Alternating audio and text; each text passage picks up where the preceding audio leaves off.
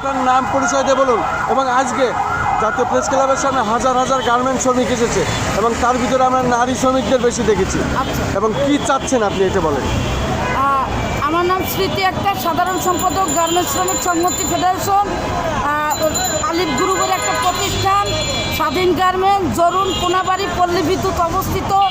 গত সেপ্টেম্বর অক্টোবরের বেতন না দিয়ে তারা 13-1 ধারায় নোটিশ দিয়ে বন্ধ করছে।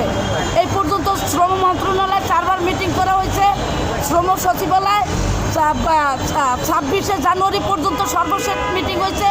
ওখানে আলোচনা হয়েছিল যে 5ই ফেব্রুয়ারির ভিতরে সমগ্র শ্রমিকের বকেয়া পাওনা পরিশোধ করবে এবং কারখানা খুলে দিবে। সেটা কিছুই করে না। তাই আজকে শ্রমমন্ত্রীর কাছে আমরা স্মারকলিপি দিয়েছি। এখানে আমাদের ম্যাক্সিমাম নারী শ্রমিক আসছে, আপনারা দেখছেন অসংখ্য শ্রমিক আসছে।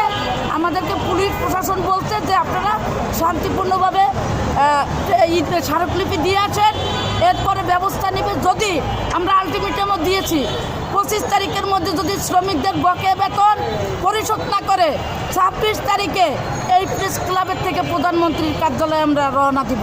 ধন্যবাদ। আপনার কত টাকা পাবেন আপনারা এ পর্যন্ত? কত টাকা পাবে? এটা হচ্ছে বকেয়া বেতন। যদি আমরা ধরি সেখানে 4 কোটি টাকা শুধু 2 মাসের বেতন। আচ্ছা, আচ্ছা, আচ্ছা। এবং আপনারা জানেন যে একটা কারখানা বন্ধ করতে হলে কি বাংলাদেশ শ্রম আইনে কি বলা আছে আপনারা তো ভালো জানেন। আর আমার এখানে ব্যাখ্যা দেওয়ার কিছু নাই। কারখানা যদি উনি না চালায়, বাংলাদেশ শ্রম আইন 2006 অনুযায়ী কি সুযোগ সুবিধা শ্রমিকরা পাবে সেটা দিয়ে কারখানা বন্ধ করবে। কতজন শ্রমিক আপনাদের দেখলাম এখানে শ্রমিক আছে 696 জন। এরা প্রত্যেকেই টাকা পাবে?